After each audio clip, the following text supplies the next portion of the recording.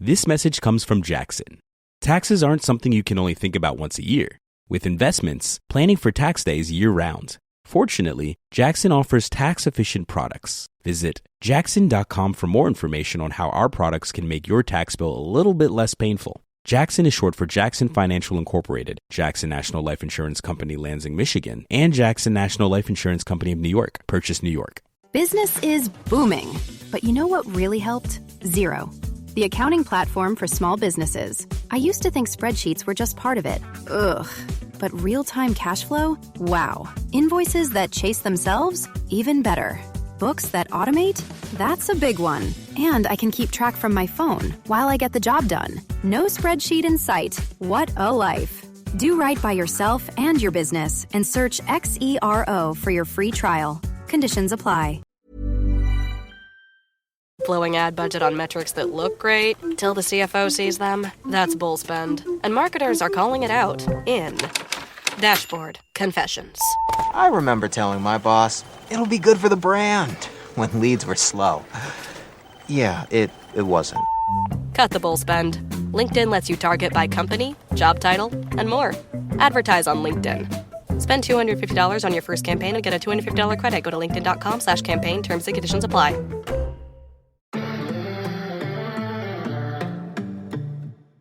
Hello, everyone, and welcome to Tech Magic, the show where we journey to the heart of technology. My name is Cathy Hackl, and I am your host. I'm here to break down the latest innovations in tech, from fashion to space, anything in between. In this episode, I am joined, as always, by my co-host, Lee Kebler. Lee, how you doing? I'm good, and I'm here to tell you why it's probably going to end the world. Like, that seems to be my side of the fence. That's always your side of the fence. I'm the good cop, you're the bad cop. It works, right? I'm good. You are not in your home studio. No, I am not. I am broadcasting from Boston. I am here because tomorrow, we're recording on Monday, as people know. So Tuesday, I'm keynoting Future Compute at MIT. And yeah, I'm doing a keynote on if spatial computing is transformational or transitional, and doing a book signing. Speaking of last week, you were in New York because of the book. Yes. So now this is official. It's out. It's out. It's out there. It's real. Yeah, the book launch at NASDAQ went really, really well. I invited a couple of folks to join me for the book launch, and it was very well received, getting great reviews on the book. And where can people find it? Oh, people can find it at spatialcomputingbook.com, and they can buy it at, Amazon, Barnes & Noble, wherever they buy books. So it's good. But I will tell you something funny.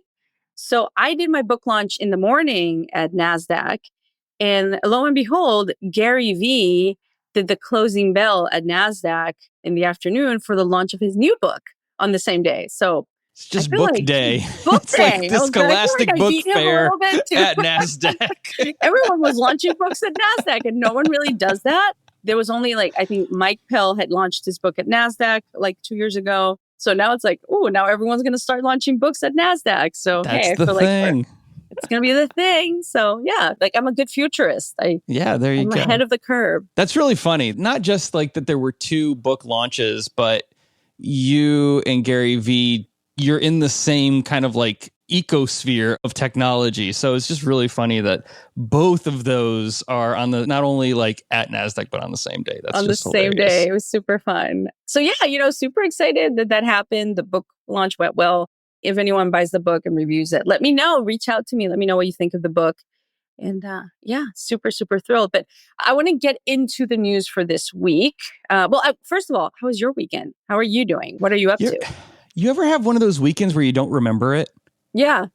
Yeah, I totally had one of those. I was thinking about that over lunch. I just don't remember much of it. I remember the evenings because I went out and saw a lot of concerts and shows. I saw that on your Instagram. There was some free hip hop and freestyle rapping and stuff like that. Yeah, I found some really interesting shows in Portland that I've just met some people and they're like, oh yeah, we're doing this event over here and this event over here. And I come from that music background where when people invite you to an event, it might just be in their basement and you don't know.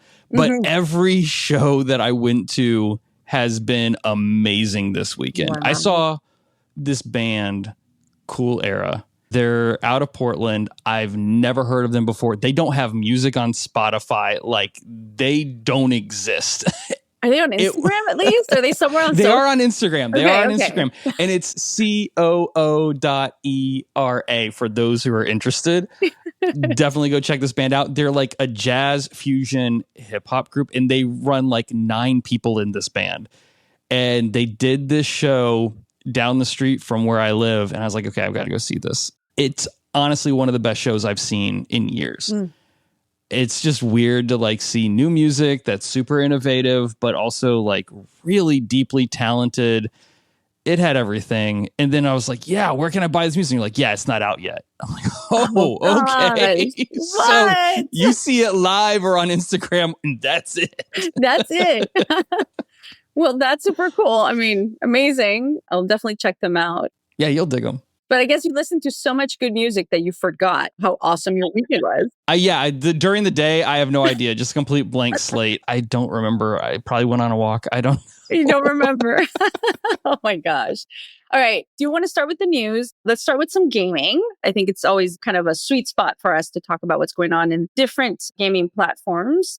I'll start with how Lofi Girl has launched the map in Fortnite, and you can listen to the music. Yeah, speaking of hip hop music, so a big part of like the newest, not even the newest, for a couple of years now, for a while now, Lofi, for those who don't know, Lofi Girl is a YouTube channel that kind of brought what would be called chill beats to the masses. Lo-fi music, just not like lyric driven or anything. It's just beats. And it was actually a YouTube channel created to stream live music that people could listen to and study and do homework. That was the whole premise behind the channel. It became wildly popular over the last 4 or 5 years. It is still wildly popular, and it has a very iconic background of this kind of an anime style animation of this girl in a red sweater in a very cozy studio apartment with a cat on the windowsill, studying, doing homework, listening to the same music. And that was just something that people would put on in the background. But it became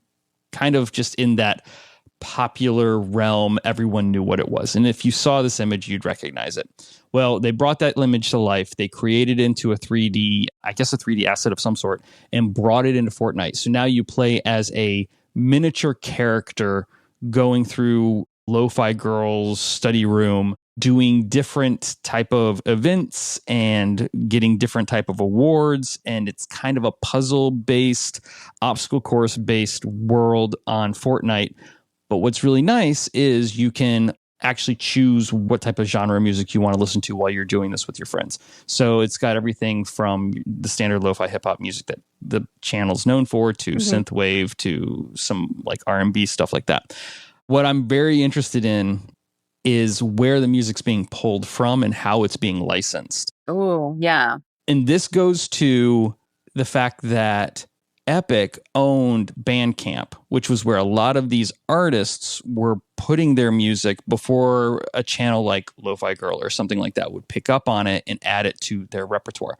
So I know that Bandcamp was sold from, Bandcamp was sold from Epic, but I'm just very curious as to what those type of connections were, and we'll probably never know. But anytime that I see mass music being brought into a game like this, especially when it's something like Lofi Girl, which has a big indie following, how those artists are breaking into it, what's their game plan for keeping the music fresh in the future, and only time will tell. But it is a big deal in that sense.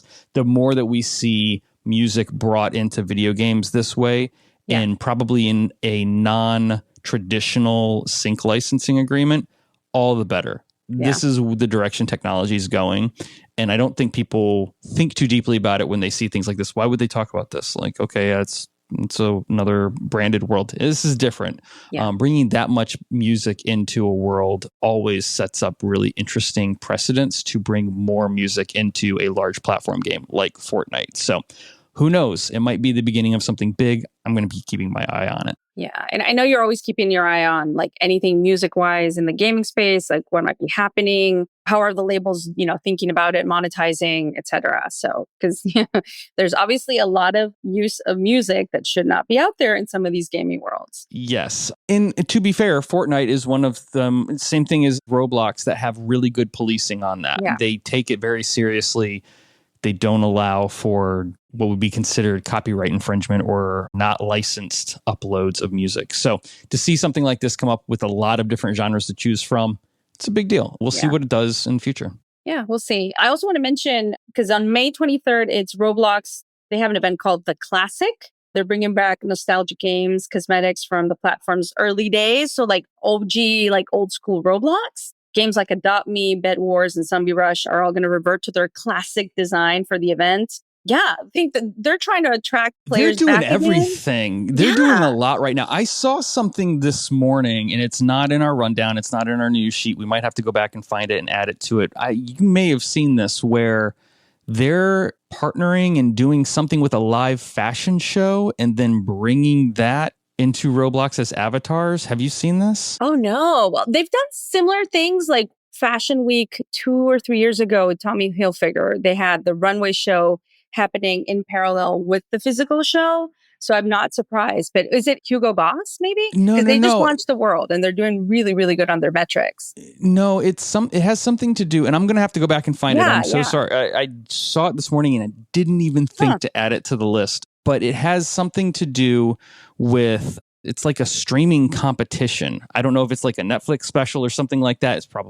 It could be on Amazon. I have no idea. But it is a competition where artists come in. There's a lot of like body painting, and then it gets judged. And one of the judges is from Roblox, and you and I both know her. Oh, yeah. Yeah. And then it goes into Roblox and gets converted to an avatar. I will get the full story. We will make this a topic for next week for certain. Amazing. Yeah. It's probably the Netflix show. Gosh, I don't remember the name right now, but with Gigi Hadid. It's probably that one. But is it Christina or Winnie who's going to be there? Oh, fantastic. Amazing. Yes. Well, Winnie Burke, amazing. We love her. Yes. It looks very interesting. And I'm just impressed that I scooped you on something that had to do with Roblox and fashion. So I'm going to put that in my category for a win for the day. I don't think that's ever happened. It's never happened before, but I've been preoccupied with the launch of my book. So I'll just say that that's why. Amazing. We'll definitely kind of report back on that. I do want to jump into Google I/O recap. I mean, we're not going to do the whole recap of everything that was announced during Google I/O because that's like going to be old news when the podcast airs. But I think we definitely have to talk about a few things. Definitely, they were kind of sneaky. They snuck in a pair of AR glasses into a Project Astra demo during I/O. And it was like, you had to kind of like pay attention to see that it was there. But there was a pair of camera-enabled glasses in the video. And yeah, I mean, I've always been of the mindset that even though Google Glass obviously didn't work, or it was too early, didn't have the right market, right consumer, etc. I've always said, even though they're canceling projects and stuff, they're still working on a lot of different things. So I am not surprised that hardware is still something that they're going to be working on. I'm not either. And I'm not surprised with the announcement of the glasses themselves. They didn't stand out. They didn't go deep into it. But considering the partnerships that we've seen with Meta and Ray-Ban, it does seem like a logical step in the right direction. We'll see what happens. I did like that they even mentioned a little bit about these were the mistakes and the lessons that we learned from Google Glass. Maybe we were just a little too ahead of the times. It might be a better time to reevaluate that now. What they did say, and they were very explicit about it, is whatever's next will not be a smartphone. It will be wearable. Yep. That's the only thing they said that was for certain. So we'll see. We'll see. Well, and Sergey Brin, co-founder, was very, very open about his thoughts on that, on Gemini, Project Astra, smart glasses, exactly. Like, we're going to keep having smartphones for a long time, but there is this new era of AI-enhanced wearables and enhanced hardware that's just exploding over the next 6 to 18 months. Yeah, and it's going to continue growing as we create better and smaller mobile processors, and we can get those type of connections inside of more appealing wearable products. It will be impressive. It's kind of funny when we see the reviews that got hammered for like the Humane AI pen, and they were all valid. However, it is pretty incredible that all of that technology fit inside of a tiny little pen. They crammed a lot of technology into a very tiny little space. And I think that often gets overlooked. It's still not a product I would use, but it is a product that I am deeply impressed by just for the sheer engineering of tiny little projector. It's got a battery. It's got a processor. It's running and connecting with an OS. It's an impressive piece of technology simply for the form factor. That does not make it a successful product, but I can at least look at it and go, we're over the hedge when it comes to being impressed by things that shouldn't be. We should be impressed by the Humane AI pen, and we just aren't. If you would have taken that technology back, AI or not, 10 years ago, we would have looked at it and gone, how did you fit all of this in? Looking at the new iPad Air. Yeah. It's so thin. I don't understand how at some point batteries are just, I guess, wafers. I don't know how they're doing this. Now, when Apple makes a really thin product, it tends to bend. Mm-hmm. That's happened in the past. So we'll see what they've done. You can only go so thin before it works against you. But it's still impressive. It's still impressive. I mean, I agree with you on the Humane AI pen.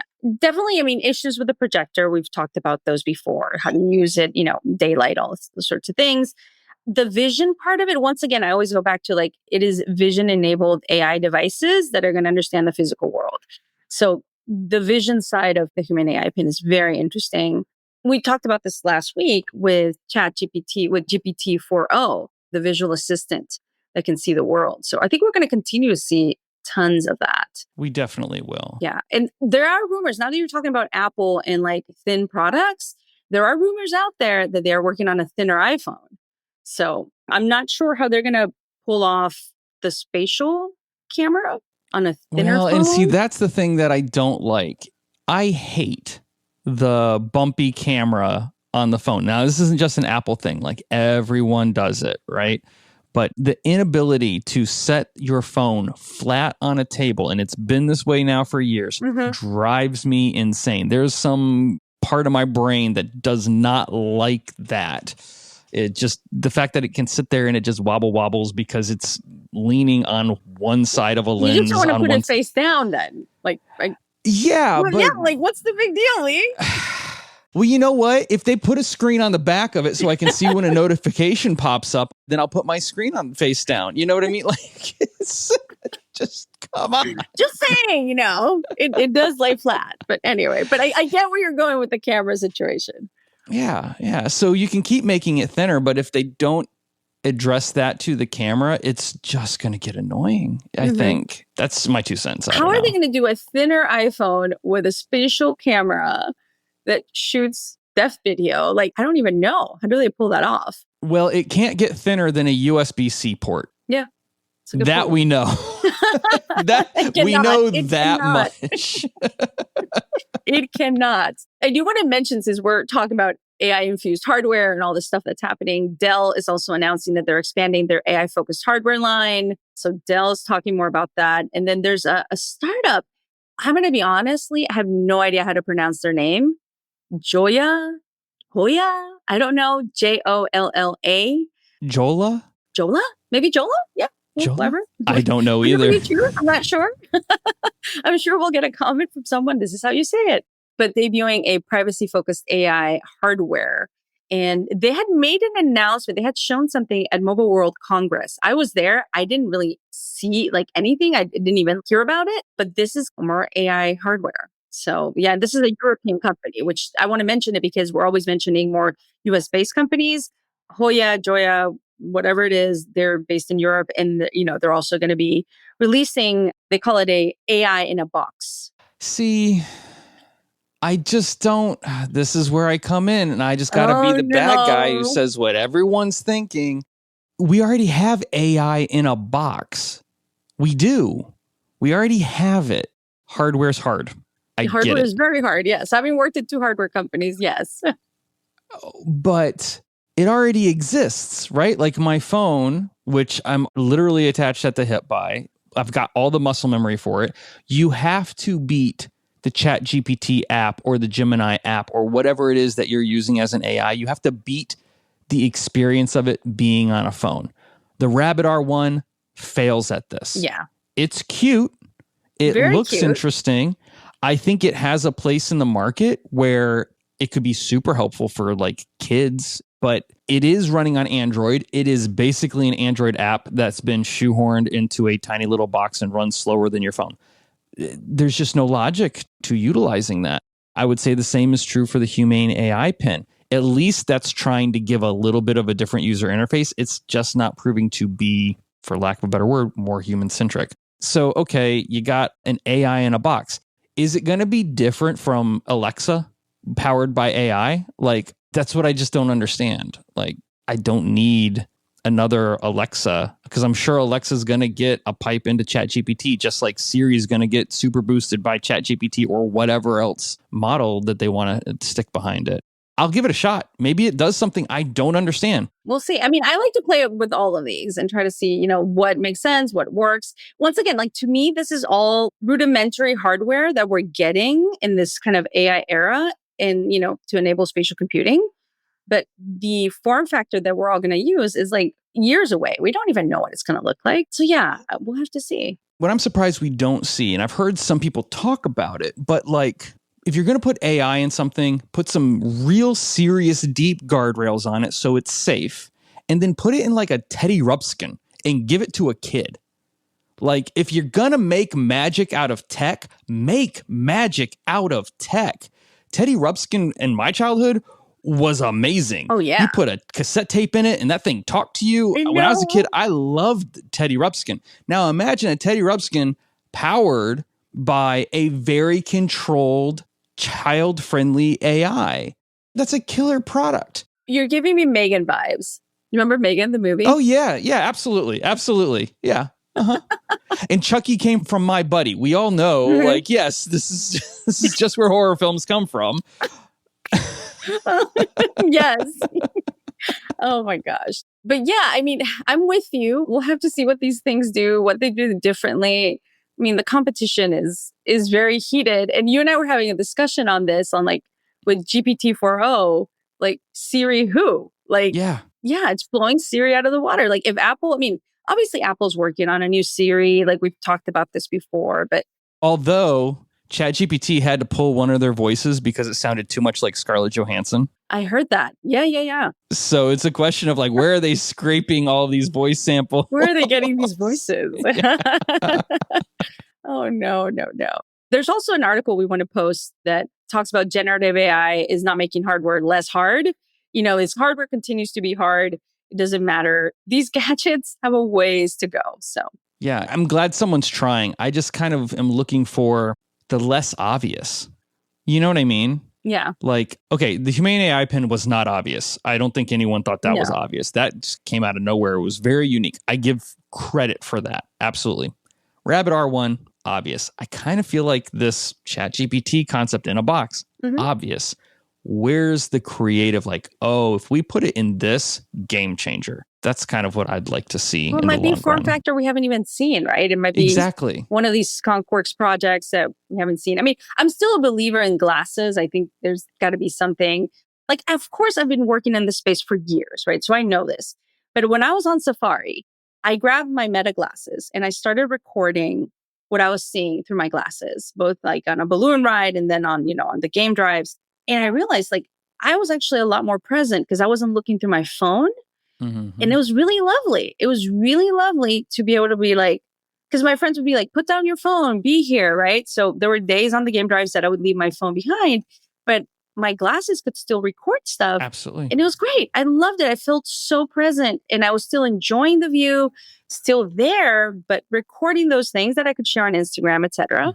So much so that I ended up leaving my glasses and gifting them to one of the guides because I was like, imagine the stuff and the content he can create with the things that he's seeing on a day-to-day basis.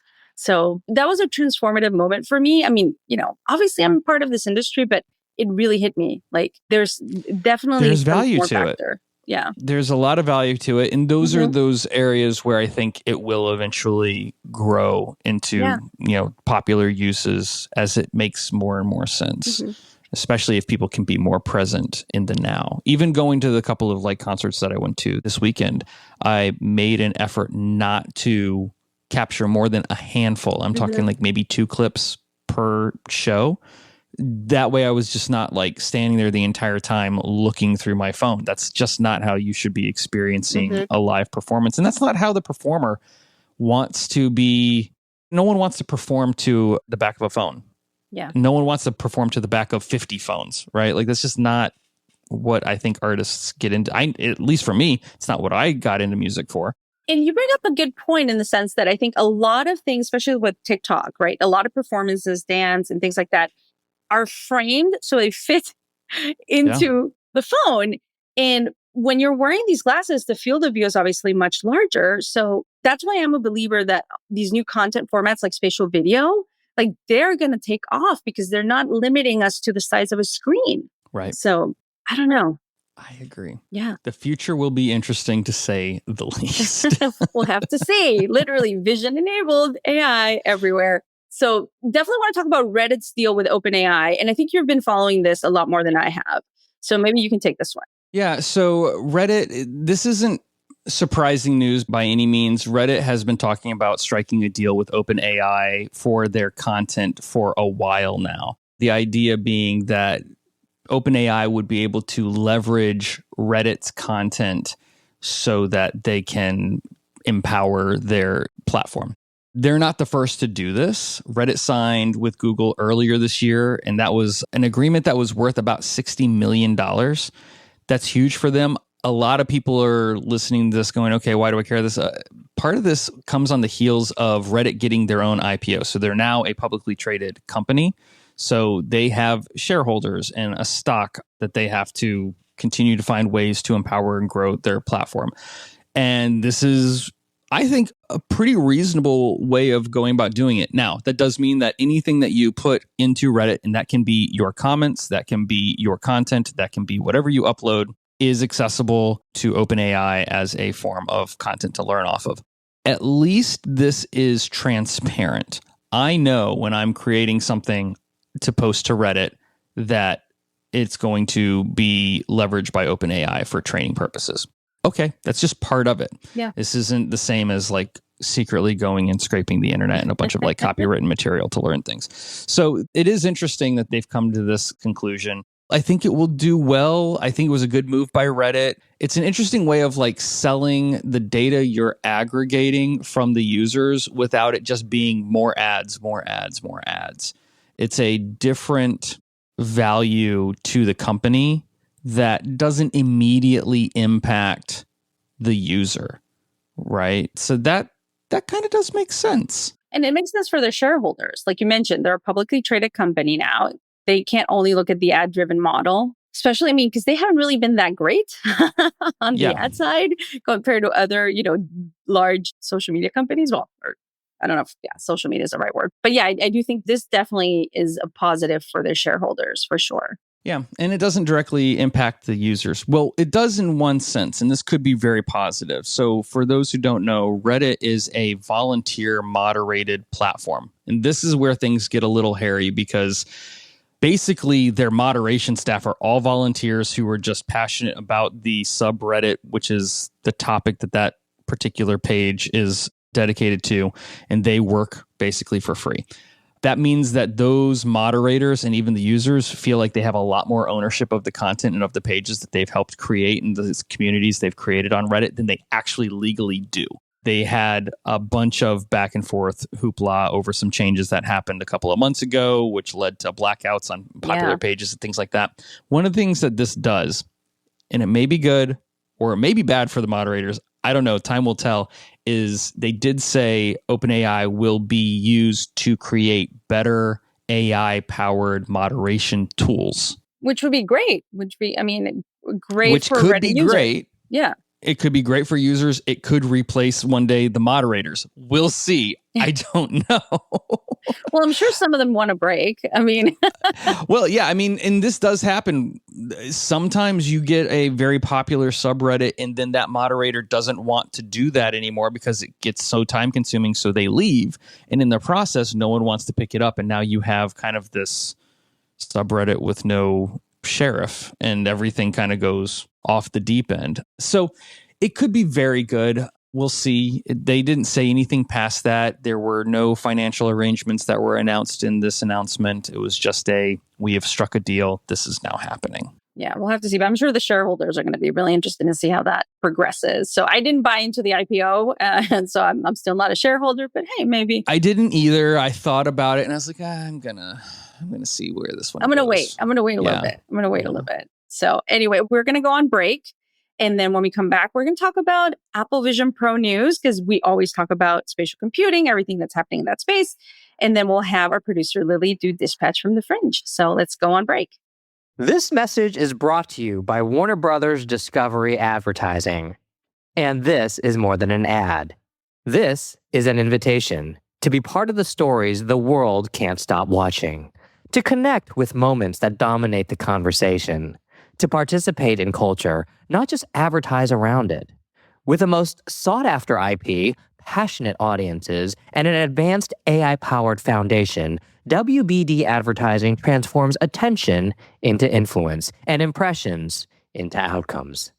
This is innovation. This is impact. This is opportunity. This is Warner Brothers Discovery Advertising. Visit advertising.wbd.com to learn more. Are your ad campaigns lighting up the dashboard, but not the pipeline? That's bullspend, and marketers are calling it out in Dashboard Confessions.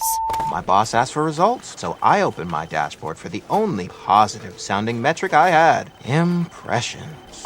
Cut the bull spend. See revenue, not just reach. LinkedIn delivers the highest return on ad spend of major ad networks. Advertise on LinkedIn. Spend $250 on your first campaign and get a $250 credit. Go to linkedin.com/campaign. Terms and conditions apply. Business is booming.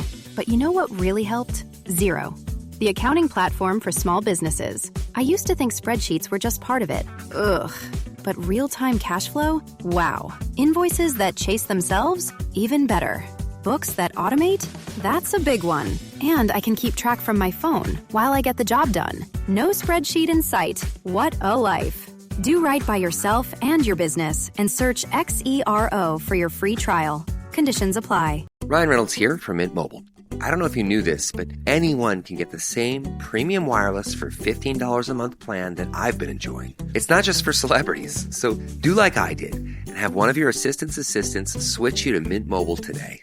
I'm told it's super easy to do at mintmobile.com/switch. Upfront payment of $45 for 3-month plan, equivalent to $15 per month required. Intro rate first 3 months only, then full price plan options available. Taxes and fees extra. See full terms at mintmobile.com.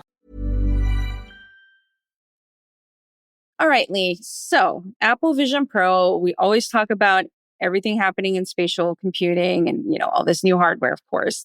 But exciting news from our friends at Apple. There are reports that they are preparing to sell the Apple Vision Pro globally, and that they are sending international store workers to Cupertino to learn the new gear, to sell it.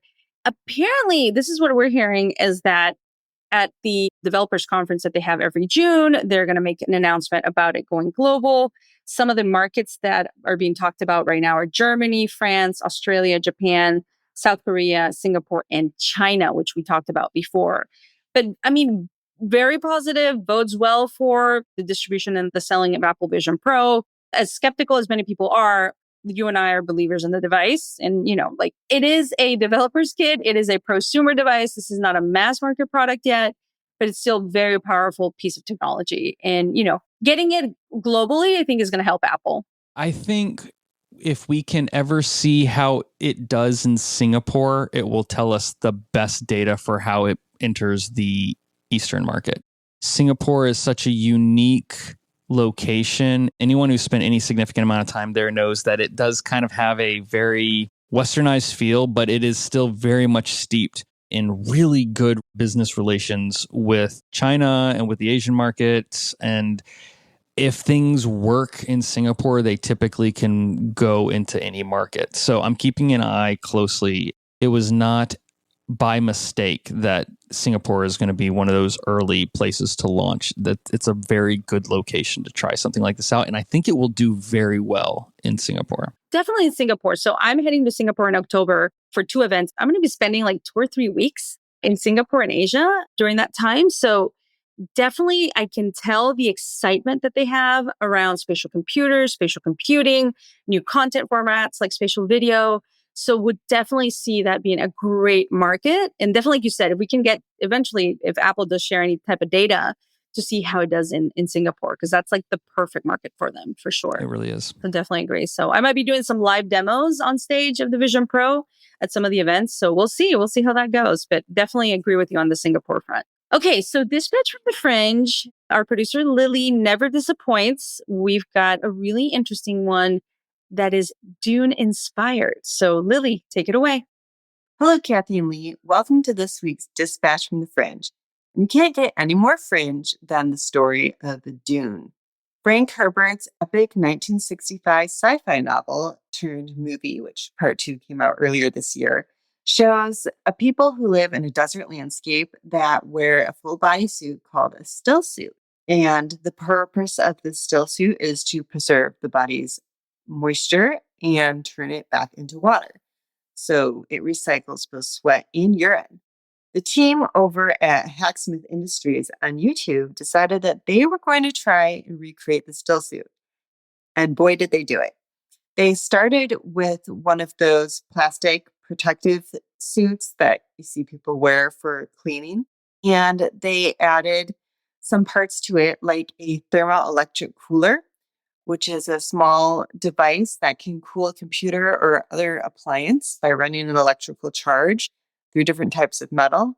So they put the cool side of the device inside the suit to attract moisture in the trapped air. So the person's body became kind of like a dehumidifier in the suit. And that water was captured into a drinking bladder device that would then have the water kind of pushed up into the person's straw that goes into their mouth.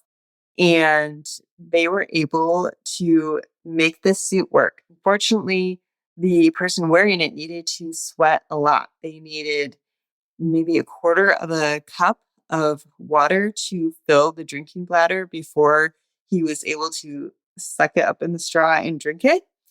It's pretty wild that it was able to work, though.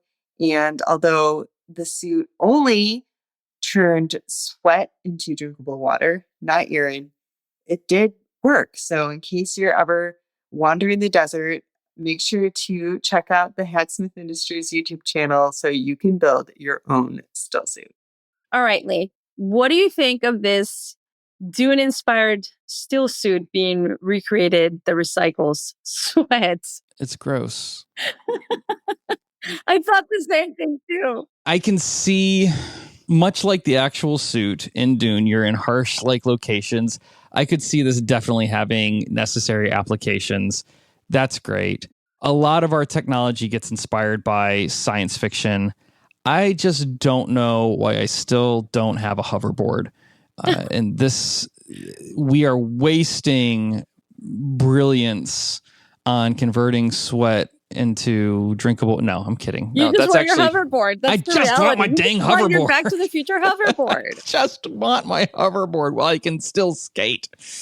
I still love when I asked you if you were Star Wars or Star Trek, and you're like, I'm Back to the Future. I'm Back to the Future. Damn, I think I am too. Yeah, that's just how it is. If you're Back to the Future, that's all there is. Yeah. Well, whenever I'm seeing Back to the Future stuff, I think of you every time. Yes. No, that's it. That's it.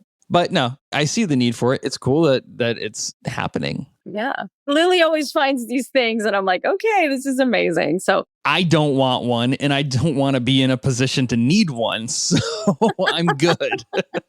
I don't mind being in one if I'm hanging out with like some of the actors from Dune. That would be fun. Sure. But hey, who knows? Anyway, but that was fun, Lee. Thanks for joining me this week. Every time. Amazing. I love doing this. We've been getting good reviews and feedback from people, but I'd love to hear more if people reach out to us on LinkedIn. And if you've got topic requests or if you have a story, you're like, this is cool, you didn't see this, you can direct message it to me. I'm there to chat with people. So, for listeners who have specific things they want to talk about, hit me up. Amazing. Well, yeah, they can definitely message you. Don't message me as much. Well, you're never way too many around. LinkedIn messages, Lee. I'm not going to offer that.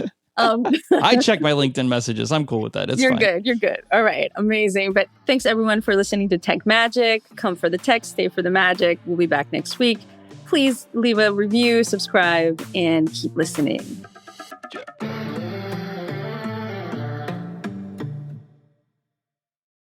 Blowing ad budget on metrics that look great till the CFO sees them. That's bull spend. And marketers are calling it out in Dashboard Confessions.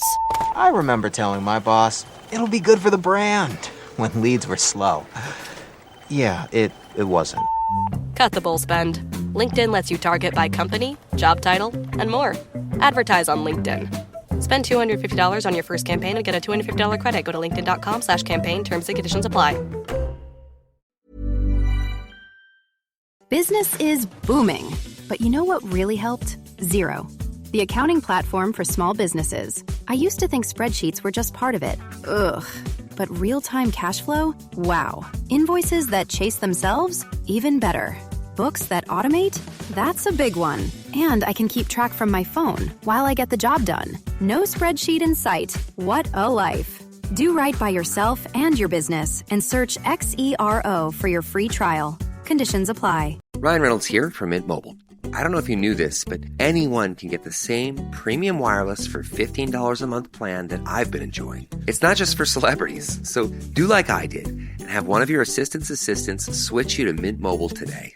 I'm told it's super easy to do at mintmobile.com/switch. Upfront payment of $45 for 3-month plan, equivalent to $15 per month required. Intro rate first 3 months only, then full price plan options available. Taxes and fees extra. See full terms at mintmobile.com.